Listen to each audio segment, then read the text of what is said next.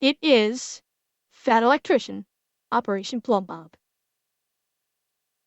So, the build-up for this is pretty high. I'm really hoping... House guest!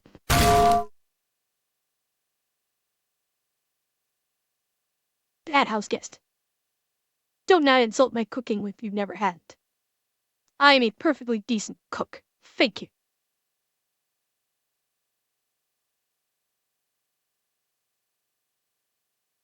Wait, Tysel, who's been feeding you cat food? Who's been giving you a treat like cat food? Okay. I'm gonna have to find out who's been actually been giving you cat food and no. You get dirt. How have you been getting cat food? Jelly beans. There's a traitor in my midst. I will find you. Who has been giving my mods actual food?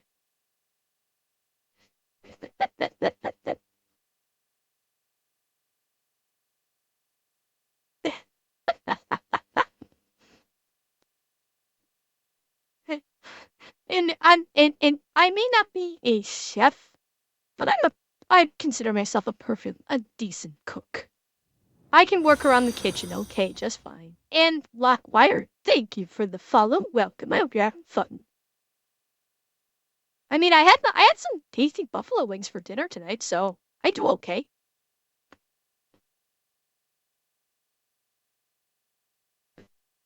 Yay.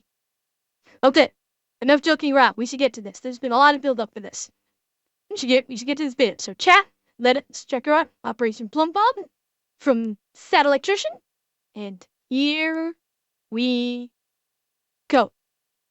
Okay, I finally got around to doing that video on that time America launched a manhole cover in outer space with a nuclear bomb, and it turns out that's actually the lesser of two interesting parts of this story, because America also dropped a nuclear bomb on top of 6 people to prove that nukes were safe. What? What? Yeah, hold up. They did what?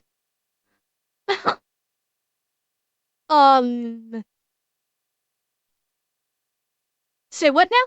Oh, shit.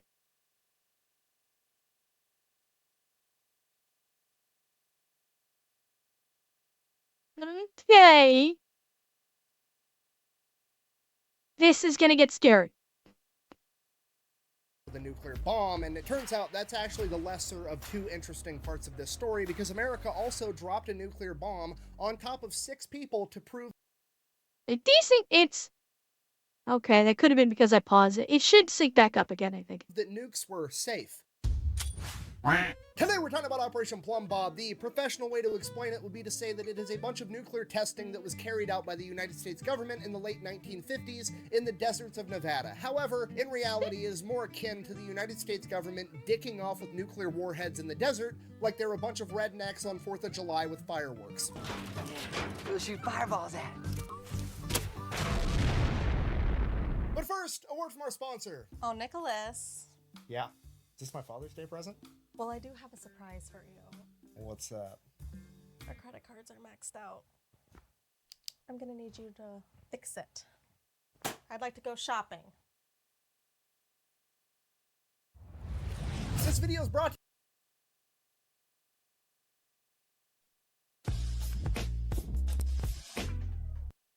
Like, oh yeah, I forgot. Fat Electrician's volume is a bit low. Yes, I will turn up the volume. Okay. They are cute though. These two are adorable. They are. you by Henson's Shaving. Okay, here's the deal. Henson's is a family-owned machine shop that makes parts for the aerospace industry. There's literally parts on the Mars rover that these guys made, and one day they woke up and they're like, hey, we're just gonna make the most precise safety razor on the market. And this is it. This is all they sell. It comes in aluminum or titanium. If you want to pay extra, it comes with a little stand. Oh yeah, I didn't notice his shirt before. It's funny. And then they also sell the razor blades, so you have a one-stop shop, not because their razor blades are proprietary, because this thing will take any shaving razor blade on the market. You don't have to buy their proprietary cartridge. You don't have to sign up for their monthly delivery thing. No, you buy this one time and then you can put any 5-cent razor in it and shave for the rest of your life. So the product itself is fantastic, but more importantly, the company is awesome, because every time a YouTuber does an ad like this, they get sent a little media packet full of talking points, what to say, what not to say, and so on. Now, I'm not supposed to disclose this, but the brief that I got for Henson's basically said there is no script, do whatever you want, we trust you. Also, in the first paragraph, they said this, quote, "If for whatever reason you don't get a good shave with our product, please let us know. If we can't help you, then don't endorse us. We think we've made one of the very best razors in the world. If you disagree, we'd rather not ask you for a non-genuine endorsement." So the razor's great, and this is the type of company that you actually want to give your money to. I'm going to have a link for them down below. Let's get back to the video. All right, Operation Plumbob takes place in 1957. There was a total of 29 nuclear explosions, and they were testing all kinds of different stuff. They had biomedical testing going on with pigs, seeing how Really, house guest? Really? There's, you know what I was going to say? From him, he would be one of the very few, YouTubers where I might consider, like, something, like, if he was sponsored by something, I might actually consider something that he is sponsored by. The house guest, I mean, you saying that you have one of their razors and he's 100% accurate about it, that's good enough for me. I mean, granted, I have no use for them, but you see what I mean. Okay, cool. radiation affected them and at what distance. Then they were covering the pigs with blankets, seeing what materials block. Well, Volge, I think it's, you're only buying, like, the handle. You're only buying the unit. The blades themselves, he was saying you could just switch them out with, like, the couple cent, you know, the packs of straight razors you can buy at the grocery store for like $5. So that's so you're spending the money on the base unit, and that's it. The rest of it's just basic razors. The radiation, what materials didn't. They also conducted experiments on 18,000 US service members, basically having them dig a trench off in the distance and hide in it while they detonated a nuclear warhead to see how they held up. And then fucking seriously? Wow. To be in military service and be assigned to this. Fuck.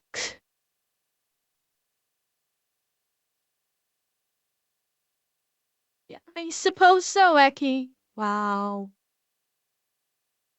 Oh, they got more than a dose. Yeah, it is. I mean, this is back when they didn't have the meat. This was the most efficient means of testing it. Yeah, they had different buildings and structures built out of different materials, trying to see which building materials blocked radiation the best and which ones blocked them the worst. Now, when this started, all the bombs that were being detonated off the top of a tower or from a high altitude weather balloon. They were just detonating nuclear warheads into the open atmosphere. What could possibly go wrong, right? And the important context here is that it's 1957. The world became aware of nuclear weapons 12 years prior at the end of World War II, and a couple years after that, the USSR had their own nuclear weapons. We are well off into the Cold War, and nuclear hysteria is at an all-time high. So by this point in time, the American general public doesn't just understand that nuclear weapons make a really big boom, they also, to some degree, also understand radiation and nuclear fallout. So everybody kind of understands what's going on at this point. I mean, they've even got cartoon turtles teaching kids what to do in case a nuclear bomb gets dropped near them.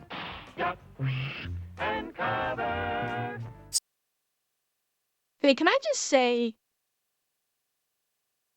looking back at it now, it's kind of horrifying seeing those trippy, upbeat commercials about what to do in case a fucking nuke gets dropped. Like, what we now recognize as sort of the Fallout style of commercials back then, because fucking duh, Bethesda got the idea for like the in-game marketing from like the 1950s. But it's like, it's creepy seeing those kinds of commercials from back then. And thinking about how, like, kids in school were taught, in case of a nuclear bomb, get under your desk and tuck your knees to your chest. And it's like, you look at it now, years into the future, and you look at that, and it's like it's horrifying thinking about how kids had to go through these, go through these drills that we now know. Who knows if they knew it back then, but we know would not have done a fucking thing. And that's horrifying. That's horrifying to think about. I do vaguely remember seeing a video once about, like, something having to do with, like, with nukes, where I think it may have been a video from the 70s, I think, where it literally showed a school getting ripped apart by a nuclear bomb and everyone inside dying horribly. And this was like an educational video. So it was like, they were not as, they, people were not afraid to scare the kids back then. They're like, yeah, you kids need to be scared because you need to know how real life is. You try and do that today, and holy shit, you never get away with it. But it is just creepy looking at those old safety commercials. So naturally, when everybody finds out the government is strapping nukes to balloons and blowing Yeah, them you're up right, in the Tyso. desert, there's quite a bit of concern, like, hey, maybe that's a bad idea. And then everybody finds out this is actually how the government's planning on protecting them from a nuclear strike from the Soviet Union, by taking one of our nukes and blowing up the Soviet nuke in the sky right above everybody's heads. Ladies and gentlemen, the Genie air-to-air missile. Okay, you gotta remember, this is the 1950s. There's no intercontinental ballistic missile that can reach from the Soviet Union into America yet. So this means that the only nuclear strike risk really comes from Soviet bombers flying into America and dropping their bombs. So we gotta be ready to shoot down these planes, right? Obviously. Problem, again, it's the 1950s. There's no sophisticated anti-air systems yet, okay? There's not really any air-to-air missiles that our fighter jets can shoot accurately. So, the going theory was that we're going to use this nuclear fucking missile and shoot it at an entire formation of Soviet planes and blow all of them up at once. Genius! Okay, and on a Yeah, nothing like having an atmospheric nuclear detonation to spread the fallout hundreds of miles. Not only, and not to mention basically igniting the fucking atmosphere. Holy shit. Well, it is the 1950s. Yeah, there's also the EMP, which is the least of your worries at that point in the 1950s. rudimentary level, this makes complete sense, right? If you can't be accurate, you increase the margin of error. If you're not good with shooting a pistol, maybe grab a shotgun, it's easier to hit your target. However, what they've went and done with the Genie missile might be a little bit of overkill, because what they've essentially said is, well, I'm not very accurate with air-to-air missiles for shooting down planes, so instead I've opted to create a spawn point for the fucking sun. So naturally, now everybody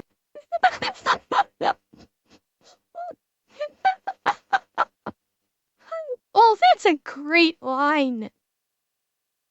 That is a great line. They'd opted to create a spawn point for the fucking sun. Yes. Great fucking line. everybody's absolutely terrified, and the government's like, guys, calm down. It's going to be completely fine. There's no, you know what? I'll just prove it to you. Give me 5 volunteers and a camera guy, but don't tell him what he's doing. On July 19th, 1957, the United States government detonated a Genie air-to-air nuclear missile with a 1.5 kiloton warhead directly above the heads of 5 U.S. service members that volunteered to be there, and a camera guy that was not informed of what he was doing until a couple hours beforehand. Imagine being a Soviet pilot and then boom, the sun in your face. I don't even think they'd be able to appreciate it. I think it'd be a Soviet pilot, and you'd see basically a frame of a flash, and then you'd be, seeing the gates. Wow. So they detonated this bomb up. Oh, God. This is gonna be interesting. Yeah, don't tell him what he's doing. Yeah, that sounds about right. Yeah, you'd basically see one frame of a flash, and then you wouldn't be seeing anything in it. I'm out. What? You cannot pull out of this. I'm pulling out. We're way too deep to pull out. I'm pulling out. No, we are not. You're leaving it in. I've been pulling out for years, son. And in your head, you're probably picturing like 5 dudes in hazmat suits with a welding mask on. No, it's literally 5 bros in their military uniforms standing in the middle of the desert with no glasses, making direct eye contact with a nuclear explosion while one of them is holding a sign that says Ground Zero, Population 5, because that shit's funny. We felt a heat pulse, a very bright light. And you are now blind. If they were looking at that, they are now blind. Or they should be anyway. That's like... Baby Jeebus, no, that's murder. That's what that is. That is murder. A fireball, it is red, the sky looks black about it. It is boiling above us there. It is rapidly losing its color. There is the ground wave. It is over, folks. It is tremendous, directly above our heads. It went. Okay, now let's just take a minute and appreciate the fact that you've probably just witnessed the most testicular fortitude ever captured on camera. Secondly, let's all... Yeah, let us appreciate that one soldier narrating that whole time. Calmly. That man was describing a nuclear explosion overhead calmly.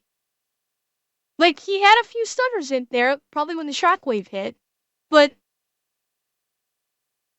yeah, I mean, they were built different back in the 50s. They were 100% built different.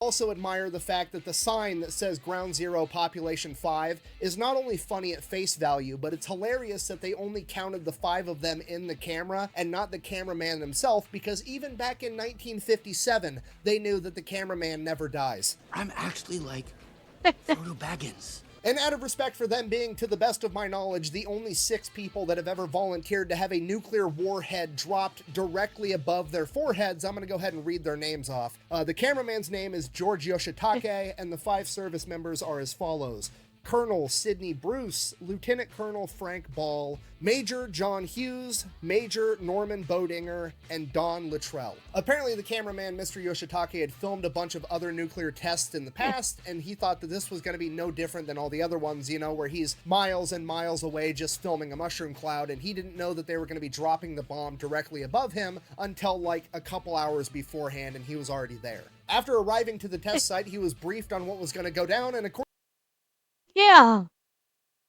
Interesting that they were willing to potentially kill officers. Usually that's something reserved for the grunts. So, yeah. Either they were super confident, or these guys pissed off somebody. According to him, he was pretty much completely unfazed. He did not care at all, and he was 100% game to partake in this experiment, which I think we can all agree is gangster as fuck. This is what I picture. What did you picture? I walk in there like a fucking gangster. And then he goes on to live a normal life until he passed away in 2013 at the age of 84. And the other 5 service members that were also involved in this experiment all lived full, happy lives. As far as I could tell, the youngest any of them passed away was 71, and the rest of them all lived into their 70s. And while it's great that they were all okay, the PR stunt itself wasn't really that effective because the general public wasn't swayed very much by it. They still wanted them to stop blowing up nuclear bombs all the time. So finally, the US government's like, fine, we'll stop blowing up so many... Yeah. Okay. So, Yeah, I mean, that changes my idea of of what happens with the nuclear fallout. To say this. Well, I don't know, Shadclaw. It was in a missile. Um, yeah.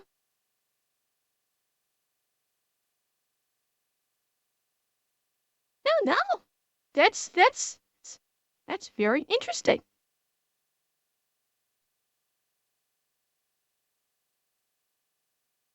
Well, no, fallout doesn't kick in instantly, but there is still concern about the fallout. Uh, but yeah, so if it like ionized in the air, if it was that high up, then maybe it so if it was that high up, maybe it ionized in the ionized the air, but because there was no, I mean, they'd be concerned about any of the fragments from the missiles being radioactive. But my guess is those are very, very small in nature, if any at all. I mean, chances are the missile itself was probably vaporized. So, okay, I'm starting to understand why it might have been considered safe, because it's just the air. You don't have any physical particles falling to the earth. Okay. It's starting to make sense now. It's starting to make sense to me. Bombs in the desert, and the American people are like, and above the desert in the atmosphere. Okay, fine. And above the desert in the atmosphere, and in the ocean. Fine. We won't detonate nuclear bombs in the ocean either. And that is the story of how nuclear testing finally came to an end. No, I'm just kidding. The government then decided to opt for the loophole, and they were gonna bore a 500-foot deep hole in the middle of the desert so that they could blow up a nuke underground, because nobody would be mad, because people were only mad about on the surface, in the atmosphere, and in the ocean. Surely, blowing one up underground wouldn't be that big of a deal, right? I mean, what could go wrong? Delete me! What are you doing? I already did the ad. Delete me is gonna do every episode from now on. Really? Yeah. Wait, how much are they paying? Don't worry about it.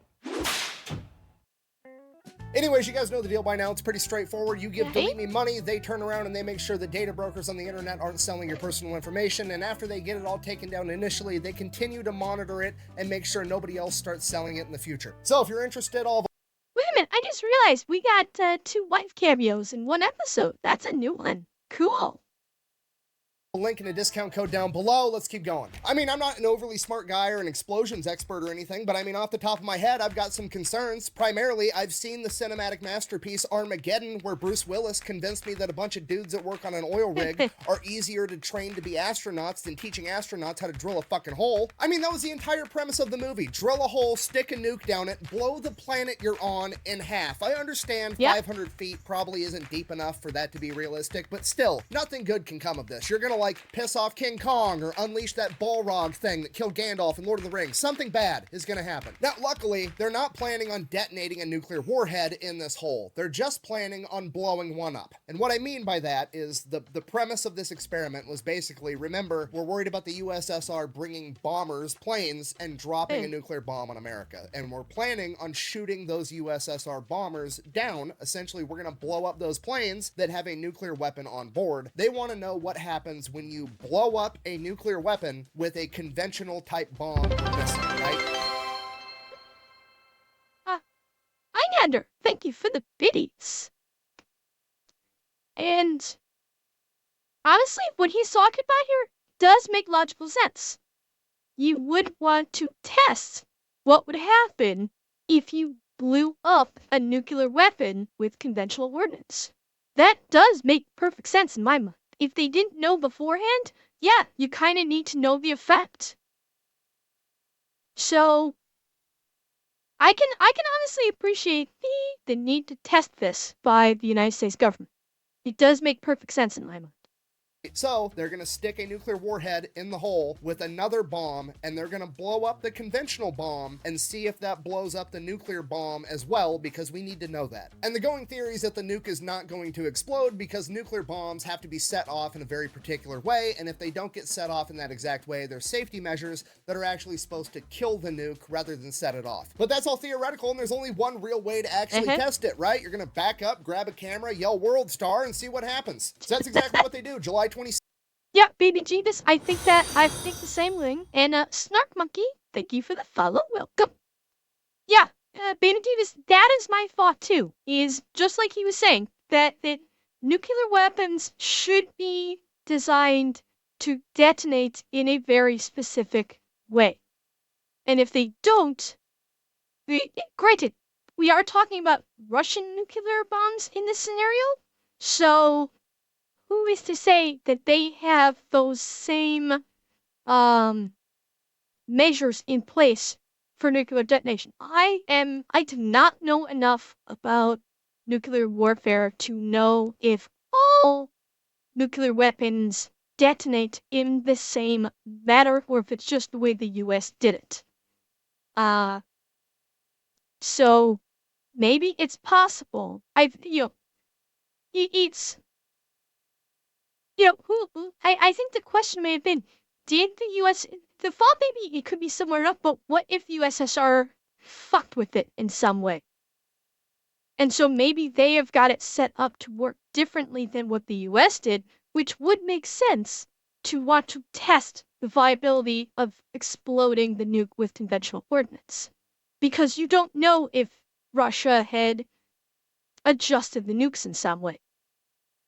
So it still does make logical sense to go through with this testing.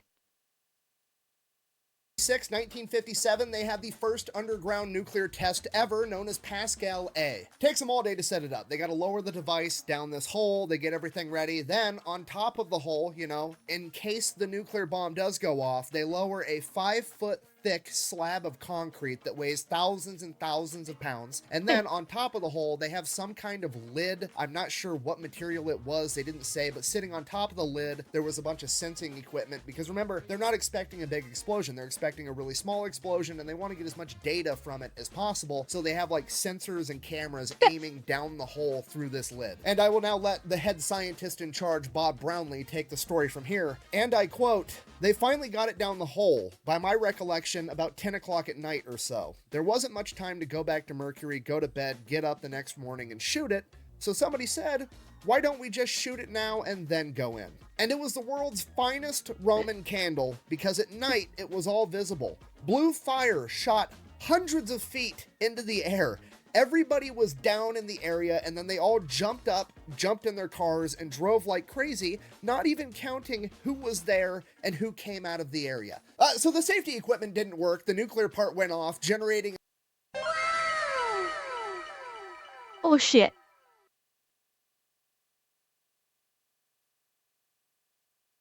So...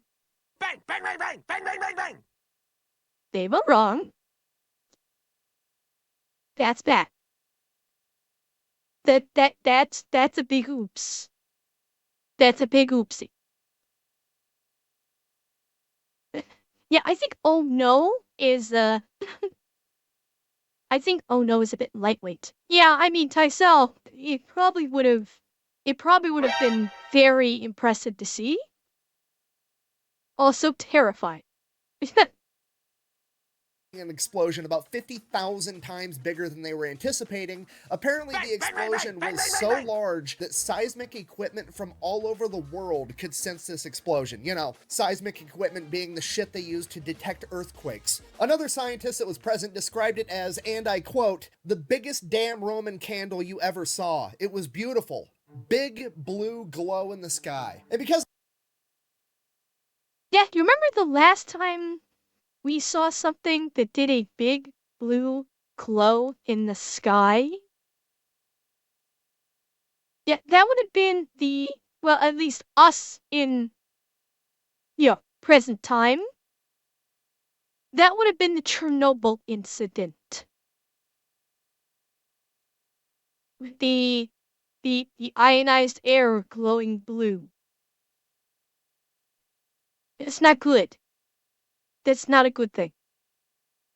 Because of this, the United States government comes to the realization, okay, maybe underground nuclear testing isn't that great of it. I'm just fucking with you guys. They redid the exact same experiment like a month later, August 27th, 1957. And they didn't really Okay, folks, thanks for coming by. Again, the American military. Nah, it'll be fine. change a whole lot about the experiment. They took the device, they stuck it down the hole, they put thousands of pounds of concrete directly on top of it, and then the only thing they did change was instead of whatever lid they were using before that they could like put sensors through and shit, they went and tried to control the explosion by getting a 2,000-pound manhole cover, and then they welded it shut over the top of the hole. Okay. I can already see where this is going. And I cannot wait to hear his description. Because I have a feeling this is going to be glorious. They then took the best high-speed camera they could find and aimed it at the manhole cover because if the safety device failed again, whatever happens to the manhole cover was, and I quote, scientifically interesting, aka they're just doing Mythbusters shit with DOD money. So they did. Yeah. Yeah, I cannot agree more. The people in charge of doing this must have been having the time of their lives. Getting to fuck around with nukes on the DOD's dime. I mean, they're probably going, we have the greatest job in the world at this point. Detonate the bomb, the safety device fails, the nuclear portion goes off, and in hindsight, what happened is when you have a nuclear bomb go off with thousands of pounds of concrete directly on top of it, that concrete is instantly vaporized and turned into gas, and then that gas is pretty also instantly superheated, and superheated gas expands a lot, and this is an enclosed environment because they welded the manhole. Expands a lot and expands very quickly. And yeah, I'm backing it up because I want to get the full effect here. Yeah, superheated gas not only expands a lot, but it expands a lot at the speed of light. Maybe not quite that fast, but pretty fucking fast. Superheated gas expands a lot, and this is an enclosed environment because they welded the manhole cover shut. If you're not picking up what I'm putting down, the scientists just inadvertently turned the planet into a fucking potato gun and launched this 2,000-pound manhole cover, presumably into outer space.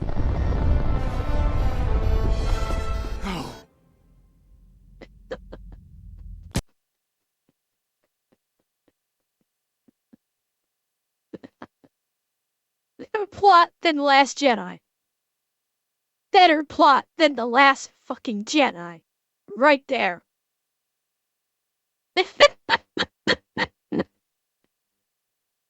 Oh my god.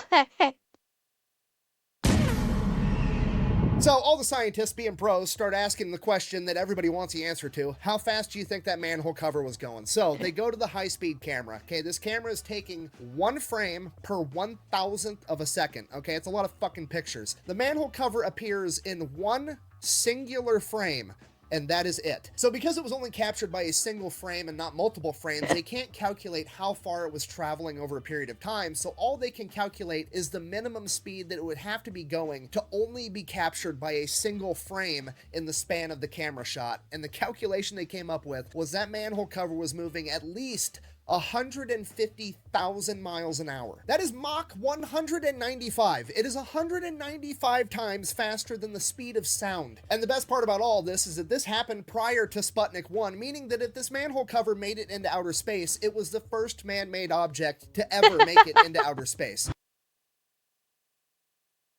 Yeah, okay. This is the penultimate. Damn S9N. This is the penultimate Mach fuck. Holy shit.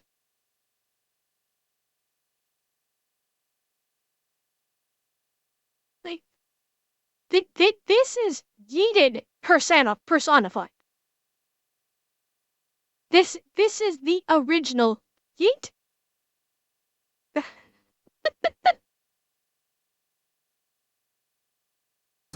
Buh! It didn't make it into outer space. It would have burnt up in the atmosphere just like meteorites do. Buh! Oh shit, you're right. I completely forgot that every single meteorite that's ever come into the Earth's atmosphere is burnt up completely and never actually makes it to the ground.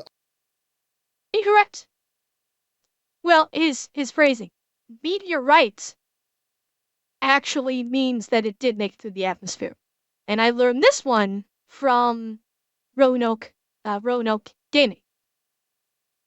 A meteor will burn up in the atmosphere. A meteorite actually makes it through the atmosphere and can hit the ground because, if you think about this, and as he put it, if you think about it this way, a meteorite has the right stuff to make it through the atmosphere and hit the ground. So meteorites actually make it through the atmosphere and can impact the ground.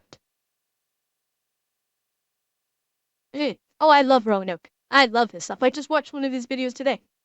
I'll be right back. I've got to go tell all the dinosaurs to stand up and quit being babies because clearly they're exaggerating.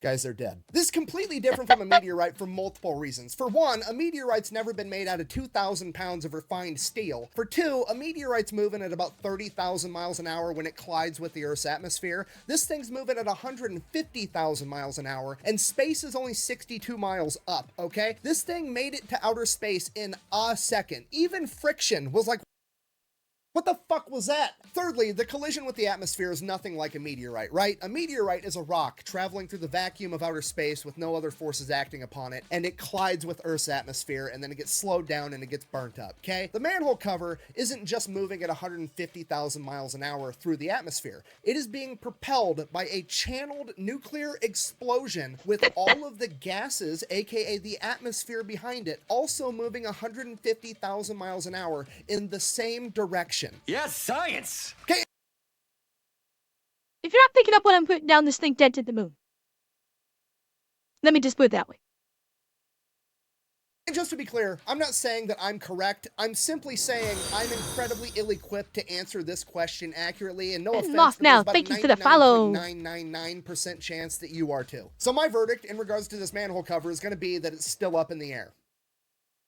There's a horrible dad joke. I'm sorry. Moving on. Now, fast forward, nuclear testing continued both underground, above ground, and in the atmosphere until 1963, when they signed a treaty with the Soviet Union and Great Britain that the only nuclear testing allowed was going to be underground. Now, fast forward again a couple of decades, and people's concerns over atmospheric nuclear bomb detonations turned out to be 100% legitimate because a ton of people ended up having elevated risks of cancer. Both the 18,000 soldiers that were present at Operation Plumbob had highly elevated likelihoods of developing leukemia and thyroid cancer, as well as thousands of civilians that were living in towns near the test sites. And I know what you're thinking, how come those people got cancer, but the guys that literally stood underneath a nuclear bomb as it was detonated didn't? Well, the way that nuclear radiation works is that it dissipates pretty quickly over like 2 to 3 days, and then it's completely gone. Which is why like all the old videos and protocols telling you what to do in case of a nuclear attack always told you, you know, duck and cover from the initial blast wave and then make your way inside and stay inside for like a week. After that, the radiation is decayed enough that it shouldn't hurt you. So the guys that were exposed to that bomb directly overhead were exposed to it for presumably 10, 15 minutes before they dipped and left, whereas a lot of these soldiers were exposed to repeated nuclear explosions over and over again. Or these towns, the explosions would go up into the atmosphere and the radiation would be caught in the wind, and it would just carpet these towns with radiation for days over and over and over again over the course of years, hundreds of nuclear detonations exposing these people to radiation. Now, fast forward like 3 decades to 1990, the United States government, with its infinite charity and outstanding moral compass,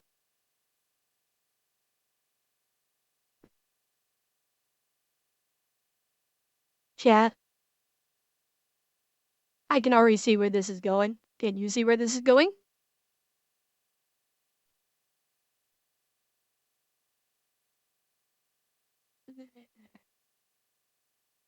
They're not gonna do a fucking thing, are they?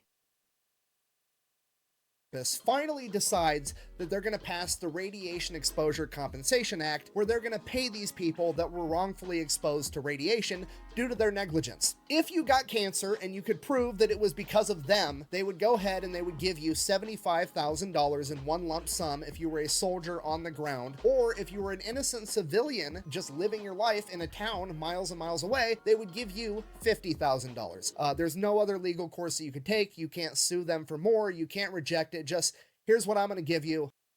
Yeah, Snark Monkey, you're right. That is a very big dollar amount for the time. You're right. It's probably why they thought it might work.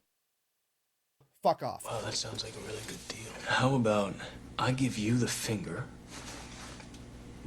Okay, just so we're on the same page with this, the United States government takes your tax money, whether you want them to or not. You don't get an option. They're taking your money, okay? They then turned that money into radiation that they used to poison Americans with and give them cancer. Then, 30 years after the fact, they decided, you know what? We should make things right by giving the people that survived this long and can actually prove it was our fault, we'll give them like 50 grand.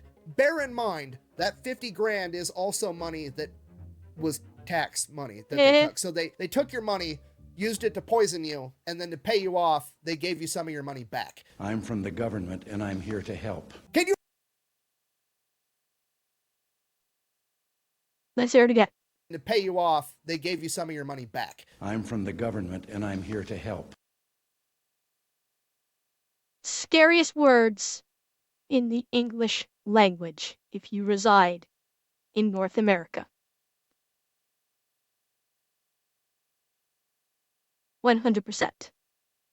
Next to FBI, open up!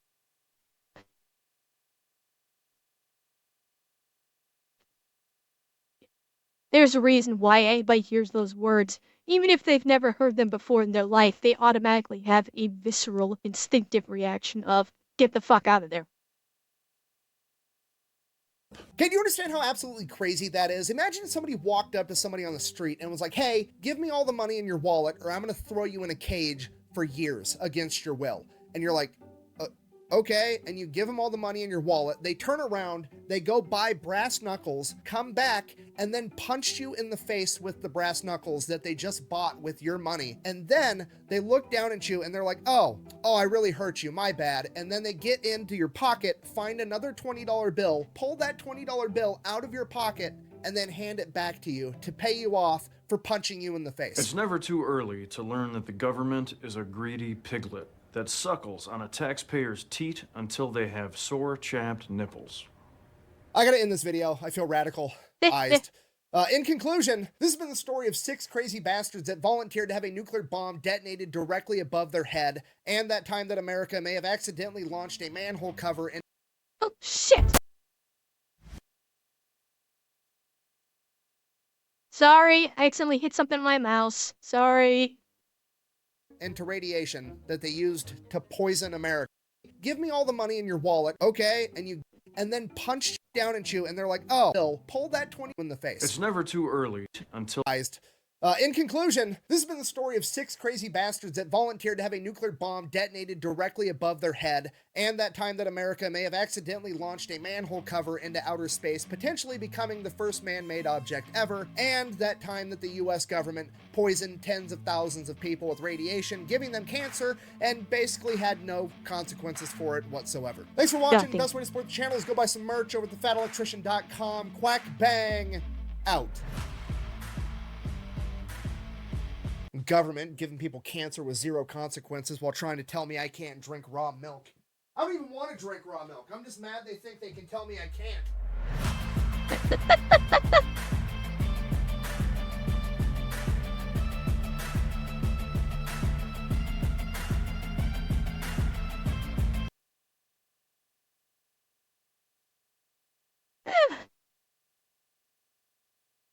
Fantastic. Fan-fucking-tastic. I love it.